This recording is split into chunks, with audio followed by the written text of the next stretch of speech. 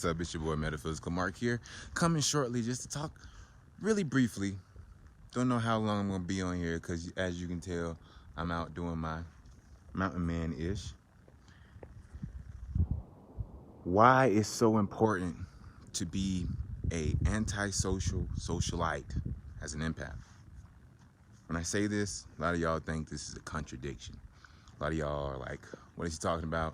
You can't be both. Two extremes, you can't do it. Well, let me describe that a little bit more.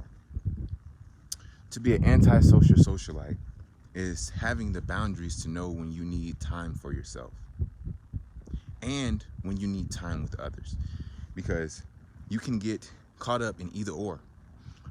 You can get caught up with being around people for your understanding of the energy exchange and feeling connected, or you can be by yourself forever and go into a hermit aspect of lifestyle and just be alone forever. It's still the same resonance. It's still the same energy. It's still the same empathic individual that is feeling on a different level that they're not quite yet understanding. And if they do have it understood, then they've created boundaries that basically go with what they're already trying to manifest into their experience. So for me, I love people. I'm a Leo. My birthday is literally on the 12th. I love people, big heart, love everybody. But I also love spending time by myself. Oh God. As an empathic person, as an energy worker, as an intuitive, as a teacher, taking time to yourself and really recharging and really revamping and really getting connected to your restorative energy that's all the way around us, all this fresh prana, is important. It's important for me personally because this allows me to be able to do more work. This allows me to, what I call, energy level ups and upgrades. So everyone goes through a growth period. Let me rephrase that. Everyone goes through growth periods. We all have these phases of growth that we all will continue to go through as we continue to grow. So it's very key to identify where you're at on your growth based off of your own presence. Not necessarily the presence that you're around, not the environment that you're around, not the people, but you. So go and sit within yourself and find out where you're at. Like I said, it's a lot of things that I call energetic level ups. I don't go by birthdays. I go by energetic level ups. So the amount of work that I put in and the next level, getting to the next level, all depends on me in the sense of not my birthday, not necessarily the timeline that's going on around me, but really my connection with myself, because this is where I can go inside and jump timelines if need be. But, you know, I do that a lot in the sense of spending time by myself. If y'all see me, I'm always out in nature by myself. I'm around very close loved ones until I'm out in public, until I'm out socializing and mixing with different energies and, you know, exploring the world in an energetic sense, in a physical sense. So with that understanding, I am facing a lot of things that are not necessarily in alignment with me, but I'm experiencing them to see if they are or not. This is where a lot of times people close off. They get into themselves when they become spiritually aware and spiritually attuned, because no one around them is like them. No one around them is on that same resonance. So they feel like an outcast because they can't talk about the things they really want to and they're trying to get an understanding of. So they just confirm back into either going out into the world and being of the world, or they go within themselves and close themselves off away from the world, period. So empaths, I really hope you guys are listening to this. Find that balance. You're not supposed to be here to feel everything if you're just supposed to be to yourself. And you're not supposed to be here to feel everything if you're just supposed to be picking up on everybody else's energy signature. It's not.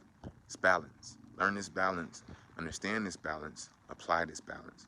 When you do, it allows you to move through phases of yourself, phases of consciousness, phases of awareness within and outside of you that will allow you to really obtain the peace, the joy, the love, the satisfaction, the willpower to get more, because you're always growing. So me, even though I teach at the level that I teach on, even though I am an intuitive and do the things that, you know, energetically that I do, I'm always working on myself. Always. I'm always working on myself. It never stops. Work never stops. I look forward to the work. You know what I mean? Like I said, I played football my whole life. And you can ask anybody I played football with, who was the last one in the gym and who was the first one? Majority of the time, it was me, because I was putting in work. You know what I mean? I want to make myself the best me I can be. And that always changes. I always find things that I can change, that I can mold, that I can release to make more energy flow through me, to be a pure vessel here on earth, man, as a divine being, bro. You know what I mean? So that's the goal. And if you know anything about a Leo or anything about a fire sign, when we driven by something, it's passion. It's a desire. It's really hard to try to knock out somebody else's passion. Only you can put out your flame. Don't let nobody else try. Burn their ass if you got to, but don't let them put it out. And don't put yourself out. Because if you put your flame out, if you dim your light just for the people around you, then you're going to have to work that much harder to relight the passion that is inside of you. You know how many people, how many things have happened in this journey for me to get here, to still be the same person and speak the same way that I spoke back then? A lot. Because I didn't let it knock out my flame. I didn't let it knock out my passion.